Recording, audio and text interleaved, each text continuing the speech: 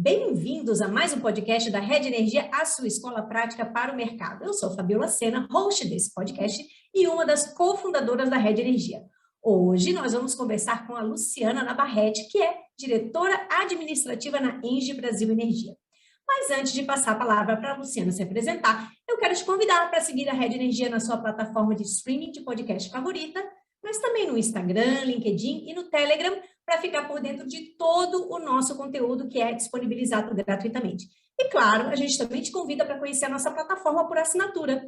Hoje já são mais de 135 horas de conteúdo voltado para carreiras que precisam entender tudo sobre mercado e regulação de energia. E a gente também tem um portfólio com quase 20 cursos voltados para as necessidades desse mercado.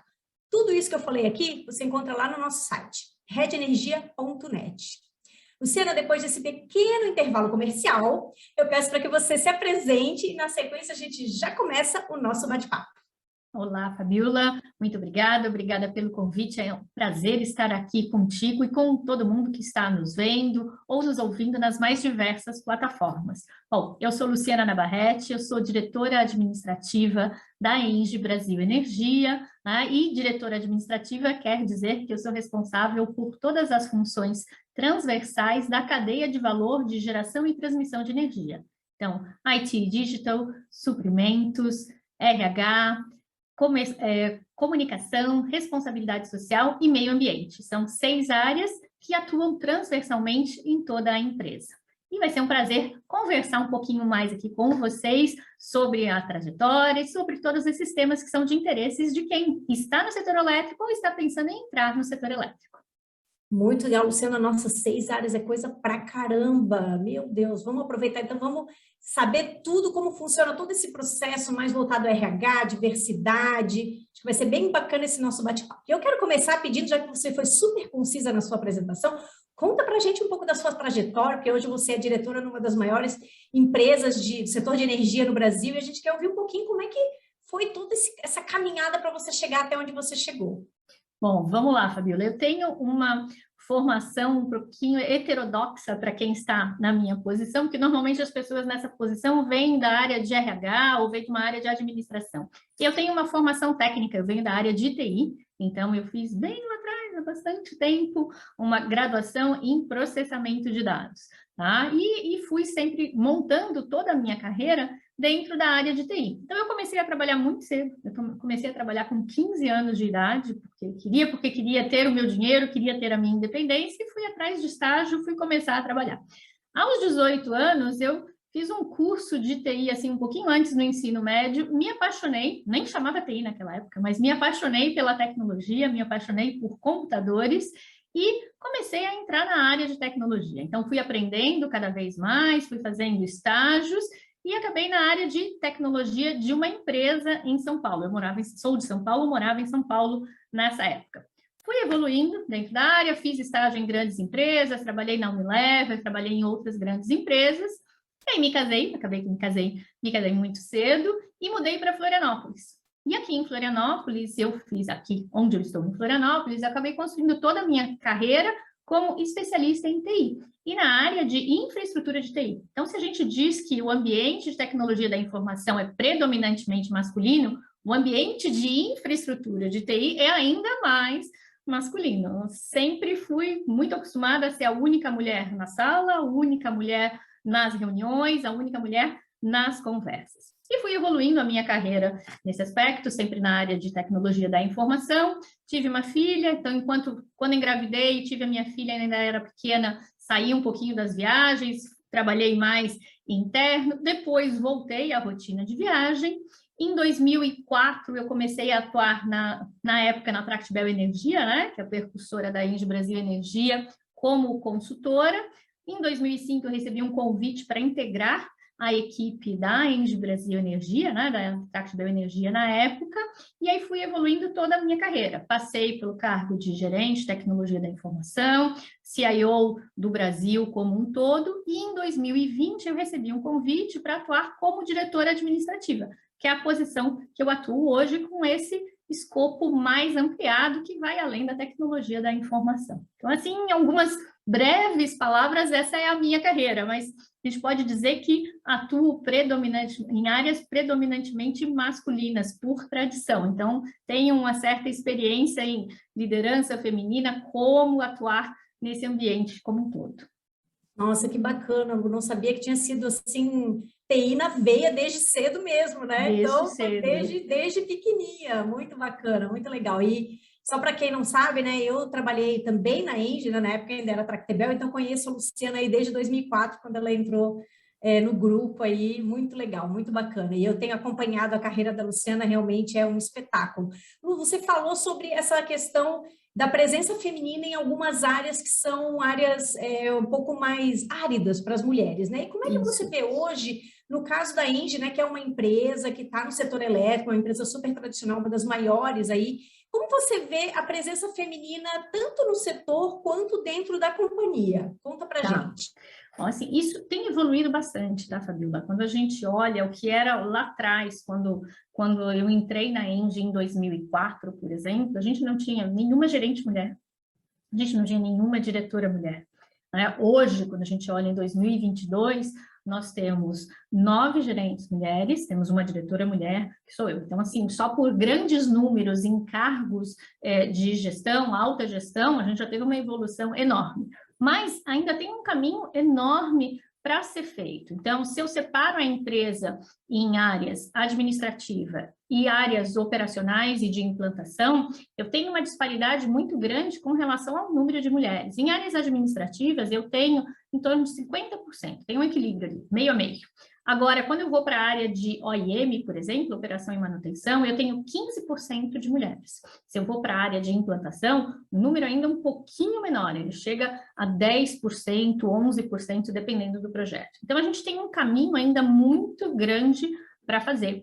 E esse caminho, ele começa na base. A gente tem que ter mulheres na base, recrutando, essas mulheres têm que entrar na companhia, elas têm que, primeiro até, elas têm que ver a engenharia ou ver carreiras técnicas como uma opção viável, para que elas queiram entrar no mercado, entrar na universidade, entrar no curso técnico, entrar no mercado de trabalho e aí cursar a carreira dentro da empresa. Então, assim, evoluiu bastante, a conscientização aumentou, deixou de ser um assunto de mulher falando para mulher, para ser um assunto de a empresa discutindo de forma corporativa, porque diversidade traz benefícios nos resultados das empresas, isso já está comprovado, né? Então teve uma evolução toda nesse aspecto, mas a gente ainda precisa trabalhar mais para tracionar e ter mais mulheres, tanto na base como em posições gerenciais, tá? Isso é o que eu vejo hoje de uma maneira geral aqui na Engie Brasil Energia, mas vejo isso também no mercado. A gente tem grupos de mulheres na energia, que a gente chama, né, que conversam bastante acerca desse tema, e a gente percebe essa mesma pegada forte em todas as empresas, em trazer mais mulheres para as áreas específicas, principalmente para as áreas técnicas, e se preocupar em aumentar a conscientização e dar condições para que elas possam evoluir nas suas carreiras nessas áreas. Muito legal você ter falado sobre a base, né, Lu? Porque realmente eu acho que a base é a chave para tudo, né? Se a gente aumenta a base, a gente consegue naturalmente melhorar essa representatividade em todos os níveis hierárquicos. E a gente na escola tem muito essa preocupação. Hoje a gente já tem mais alunas do que alunos, então a gente está participando aí desse processo, né, de formação de pessoas. Então, segura um pouco mais, que logo mais aí todos esses profissionais que forem passando pela Rede Energia vão chegar no mercado inundando aí de equidade. E aí, falando em equidade, queria pegar o gancho para saber se vocês têm metas dentro do grupo de equidade, né? Se isso tem diferença em relação a, você falou, né? Se é a área mais administrativa, a área de implantação, se isso tem diferença, como funciona isso dentro da empresa? Bom, de uma maneira global, a Engie no mundo tem uma meta de atingir equidade de gênero para posições manager, e posições manager tem uma definição específica, que é acima de um nível específico de cargo de gestão, tá? Então, posições manager, atingir equidade de gênero até 2030. Essa é a meta da Engie global, que foi cascateada para todas as empresas da Engie no mundo. Tá? Só que como é que funciona isso? A hora que a gente recebeu essa meta, a gente olhou e a gente aqui no Brasil fez essa divisão. A gente falou, tá, como é que eu estou na área administrativa, como é que eu estou na área operacional, né, e de manutenção, como é que eu estou na área de implantação. Por quê? Para poder traçar efetivamente um plano consciente, né? Porque não adianta eu atingir, ter 80% de mulheres nas funções administrativas e não ver isso refletido na minha atividade core, na minha atividade fim. Então, a gente fez essa separação específica para poder saber como atuar. E foi interessante porque a gente foi olhar, por exemplo, dados do CREA para saber como que existem mulheres formadas, porque sempre quando a gente vai fazer esse recrutamento, vem aquela crença, mas não tem engenheira suficiente, porque na minha turma de 50, tinha 2, de 50, tinha 3. Então, a gente foi olhar dado de universidade, dado do CREA, para saber como tratar isso e qual seria o plano de ação mais efetivo. Foi aí onde a gente fez a quebra e falou, não, realmente eu preciso atuar aqui, área técnica, OIM, área de implantação, para poder crescer esse número e crescer de forma sustentável. Porque eu não quero que a mulher seja promovida porque ela é mulher. Para a gente, competência não tem gênero. Eu vou promover e eu vou contratar e eu vou reter as pessoas que são competentes. Agora, o que eu tenho que garantir como empresa é que a minha base de escolha seja o mais diversa possível, que ela reflita a diversidade da sociedade.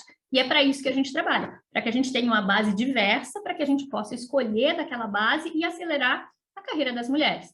Hoje, de uma forma geral, na ENGIE, a gente tem, quando eu olho o quadro completo, sem fazer o breakdown por função, eu tenho 24% de mulheres no nosso quadro, o que já é uma evolução enorme quando comparada com 6, 7 anos atrás, tá? Então, realmente, a gente tem as metas específicas de equidade de gênero, a gente trabalha com esse breakdown para fazer o acompanhamento de forma mais facilitada. Estamos evoluindo, isso é o que importa, e principalmente com essas parcerias como a que a gente está tendo com vocês agora.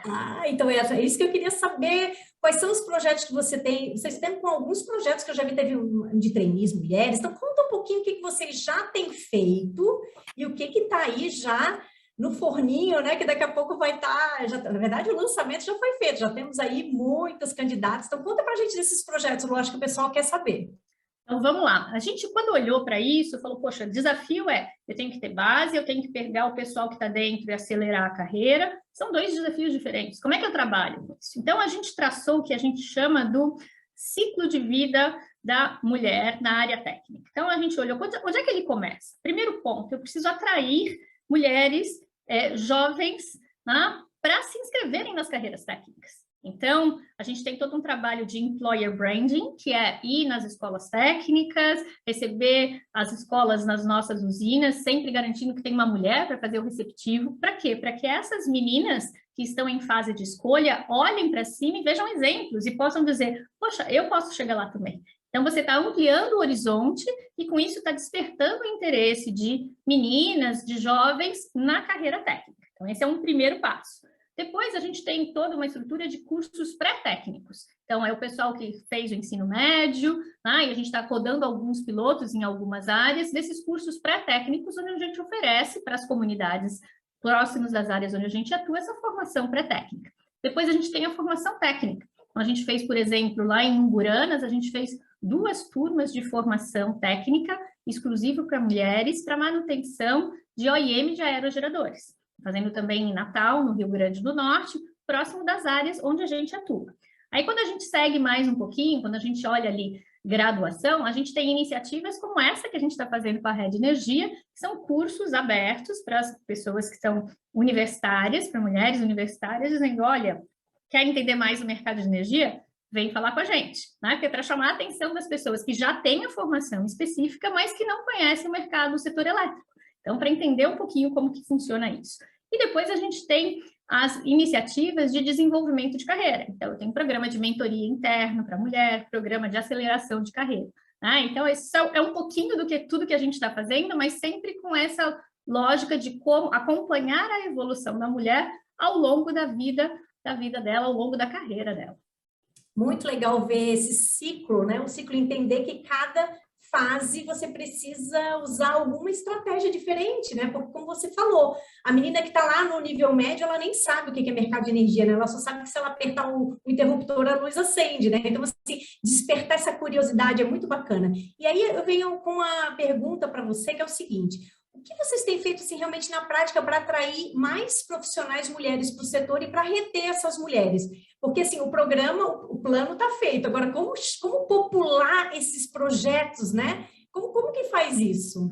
Bom, e aí a gente adota algumas técnicas específicas, né? Então, eu tenho a técnica de Talent Scouting, que é uma técnica de RH, você vai procurar dentro do mercado pessoas naquele perfil específico que você precisa, você forma um banco de dados para quando você tiver vagas, você chama esse pessoal, reforça a tua presença em networking, e tem algumas ações, como, por exemplo, o programa de trainees de vagas afirmativas para mulheres, que foi o que a gente lançou agora recentemente, a gente fez uma chamada, então lançamos um programa vagas afirmativas para mulheres, nós tivemos 2.858 inscritas.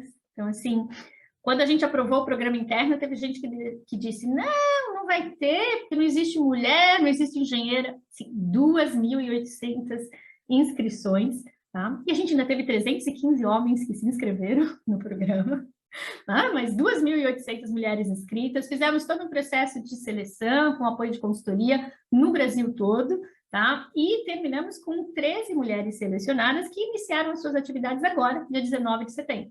Então, essa é uma das iniciativas para atrair mais mulheres. Com isso, a gente mostra para o mercado, olha, existe oportunidade, está aqui, existe uma oportunidade, vagas afirmativas exclusivas para mulheres, então o mercado toma conhecimento disso, mostra internamente para os nossos colaboradores, que teve todo um processo de construção. Então, não foi assim, vou colocar a vaga, o RH decidiu. Não, a gente conversou com a área, com a diretoria operacional e com a diretoria de implantação e falou, olha, o que vocês precisam? Quais são as qualificações? Para quais áreas? Para fazer o quê? Cada uma dessas trainees vai ter um mentor que vai acompanhar durante a carreira, vai desenvolver um projeto específico de trabalho. Então, teve todo um cuidado que foi feito a várias mãos, RH, junto com a área operacional e com a área de implantação, para definir esse plano de atuação dessas trainees. Então, aí a gente está trabalhando, né, a parte de atração, mostrando para o mercado que é possível, através dessa atividade específica. A gente está trabalhando também a retenção, porque estou mostrando para quem está dentro da empresa que as oportunidades existem e que são reais. E, além disso, a gente tem, por exemplo, os programas de mentoria, né, que é um programa que atua bastante na retenção, então, mentorias para mulheres, onde a mulher pode ser tanto mentorada, né, como ser mentora de uma outra mulher, e isso, a troca é riquíssima, riquíssima, riquíssima. A gente ouve, participei da sessão de feedback dos primeiros momentos, assim, são coisas incríveis, a troca é fantástica. E para atração, a gente faz trabalho muito forte, mídia muito forte em nichos específicos, então universidades, redes sociais, para trazer e fortalecer a nossa marca como empregadora. Nossa, muito legal. E você comentou, né, lá no iniciozinho sobre o exemplo, né? Então, essa liderança pelo exemplo, né? Tem uma mulher esperando ali na hora de fazer as boas-vindas, né? Então, assim, realmente você mostrar que isso é realidade, né? O que se fala normalmente no mundo corporativo, walk the talk, né? Você realmente fazer aquilo que você fala, né? Então, acho que isso é um caminho que não tem erro, né? Assim, é por aí, né? É por aí. E a gente está super feliz aqui na Rede porque nós somos escolhidos pela ENGIE, Brasil Energia, né? Para ser aí a empresa que vai fazer essa capacitação super gratuita, linda, assim, a gente já tem... Não sei se pode dar spoiler, mas a gente já está... Pode, lógico que pode. Pode dar spoiler, já está com mais de 500 inscritas. A Débora me falou hoje, né? O pessoal de RH me falou, nossa, estamos com um número incrível de inscritos. Eu falei, gente, vamos ter que pensar que talvez a gente não possa parar com essa turma só. Então, assim, é uma coisa que nós estamos considerando também. Dando spoiler, sem dar spoiler, né? Recado para o pessoal que está nos ouvindo, continuem com as inscrições, que nós vamos considerar com bastante carinho, talvez ampliar essa iniciativa, porque a procura está sendo ótima, está sendo fantástica. Foi muito legal, a gente está muito feliz e assim, vendo que muita gente da sociedade apoiando, né, muito compartilhamento, gente, né, os homens também compartilhando, olha, né, participem, muito legal ver realmente essa solidariedade, né, para que a gente possa aumentar, popular esse projeto com mais mulheres. E aí, Lu, eu queria saber se vocês têm, além, né, esse nosso projeto é um projeto aqui de capacitação para fora da ENGIE, né? Então, assim, não é só para quem está dentro, né? E vocês têm mais algum outro projeto? Tem alguma coisa que você possa falar do pipeline de ideias de vocês? Tem, a gente tem algumas atividades até que fogem um pouquinho dessa formação mulher para atuar dentro da empresa, mas sim na nossa contribuição social como empresa, tá? Então, tem um projeto muito interessante, que é o projeto chamado Mulheres do Nosso Bairro, que é um projeto que foi idealizado e implementado pela nossa área de responsabilidade social em 2020, porque os estudos mostram que durante a pandemia, o grupo mais afetado economicamente foi o grupo das mulheres. Por quê? Porque muita mulher tinha emprego informal, que com a parada das atividades foi completamente desapareceu. Então, assim, teve muito problema de geração de renda feminina e que mesmo depois da pandemia, né, ainda não retomou. Então, em 2020, a gente olhando para aquele cenário de necessidade geral, para esse cenário de perda de renda feminina, a nossa equipe interna de responsabilidade social montou esse projeto, que é o quê? As mulheres nano e microempreendedoras se inscrevem na plataforma, dizendo, olha, eu tenho um projeto, tenho um projeto de cozinha solidária, eu planto morango, eu faço artesanato, estou dando exemplos reais de projetos que se inscreveram, e para isso, para eu melhorar a minha atividade, para eu passar de um volume de venda X para o volume de vendas X mais 2, X vezes 2, eu preciso de investimento para fazer isso, isso, isso. Então, tem toda uma assessoria que ajuda para que elas façam a inscrição correta do projeto e a Engie entra com um aporte em dinheiro que vai se reverter em materiais para que elas possam expandir o seu negócio. E foi, assim, lindíssimo que a gente fez a chamada em 2020, assim, em plena pandemia. A gente tinha 25 vagas planejadas, foram 289 inscrições. Eu participei da equipe de seleção, foi assim um trabalho hercúleo, você lia todos os projetos, você tinha vontade de selecionar todos os projetos, tanto que a gente ampliou, a gente acabou selecionando 28 pessoas que receberam o benefício e implementaram as melhorias. E a gente faz um acompanhamento, então tem toda uma parte, além do dinheiro, não é só o dinheiro, tem toda uma parte de formação para que a mulher saiba como fazer marketing digital, como fazer controle financeiro, para saber como melhorar a estrutura da sua empresa, tem apoio que você tem que buscar em termos de contador para estar certinho, com sua contabilidade correta. Então, assim, é uma formação completa e investimento. E tem o acompanhamento dos resultados do projeto. Então, nos dá muita satisfação olhar que todas as mulheres que receberam o aporte inclusive superaram as suas metas que estavam descritas nos seus projetos, tá? E 60% delas passaram a ser a principal fonte de receita da família.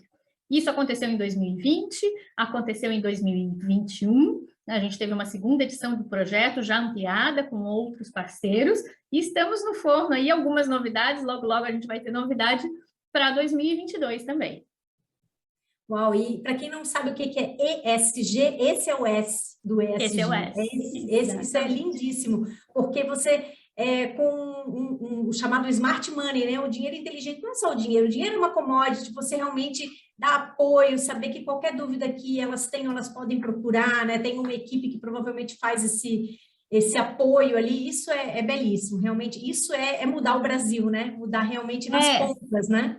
Exatamente, quando a gente faz isso, a gente coloca em prática, né, a nossa visão, que é transformar a relação das pessoas com a energia para um mundo sustentável. É isso que a gente está querendo dizer, né? Eu estou ajudando a pessoa a construir uma realidade melhor, eu estou ampliando os horizontes dela. Então, seja através dessa nossa iniciativa de geração de renda, seja através das iniciativas de educação, das iniciativas de cultura, que a gente também tem como parte das nossas diretrizes sociais, elas fazem exatamente essa diferença, né? Então, a Engie tem todo um conjunto de iniciativas para as colaboradoras, tem um conjunto de iniciativa para as pessoas que estão, para as comunidades nos entornos das nossas usinas, né? E a gente também faz a assinatura do programa da ONU, tá? Então, o programa de mulheres empreendedoras, a gente faz a assinatura do programa de desenvolvimento da ONU. Então, são várias localidades onde nós estamos inseridos, né, que nos ajudam a montar esse portfólio de atuação social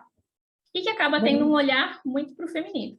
Muito legal, muito bacana saber que tem todos esses projetos rodando e muito mais vindo por aí.